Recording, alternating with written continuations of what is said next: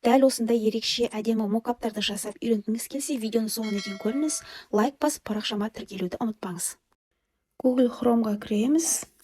Smart Makeups дегенге кіріп, өзімізге керекті макапты таңдап аламыз. Бұның ішінде өте көптеген макап түрлері бар. Осы жерде устройствоның ішіне кіріп, өзімізге керекті макапты таңдап аламыз. Мен осының ішінен экраны дегенге кіріп, осы жерден өзіме ұнаған бір макапты таңдап аламын. Про деп тұрғанның барлығы ақылы түрде, қалғандары тегін. Мен осы макапты таңдадым. Осы жерде загрузить изображение деп тұрады. Үстінен басып, медиата деп, галереяңыздың ішінен өзіңізге керекті суретті таңдап аласыз. Суреттерді таңдап алдым. Енді мына суретімнің жан-жағы қара болып тұр. Соны кетіру үшін мына жердегі карандаштың үстінен басамыз. И мына жерде тұрған ползунокты жылжытып, размерін бірдей қылып аламыз. Астында обрезать и продолжить деп басып, барлық суреттердің үстінен дәл осылай келтіріп жасап аламыз.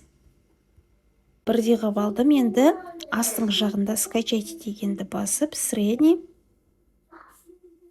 скачать деп, открыть, и өзімізге керекті жерге сақтап аламыз. Мен файлдың ішіне сақтап аламын. Суретіміздің артқы фонмен сақтағасын фонын өшіреміз. Ол үшін Magic Eraser'ға кіріп, удалить фон деп, новый, жаңағы суретімізді осы жерге алып кеп қоямыз. Осы жерде волшебный палочканы алып, мына ползунокты осы артқы фонын алып барып тигізетін боламыз. Сол кезде бізге артқы фонын өшіріп беретін болады.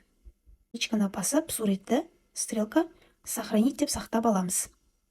Дәл осылай барлық суреттеріміздің артқы фонын өшіріп аламыз. Magic Eraser приложениесі тек қана iPhone құрылғысында ашылады, ал Android'та ашылатын приложениені менің каналымдағы видеодан көре аласыз.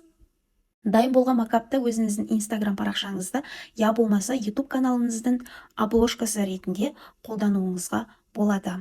Өзіңіздің қалаған жеріңізге қолданып, әдемі ерекше обложкалар жасауға болады.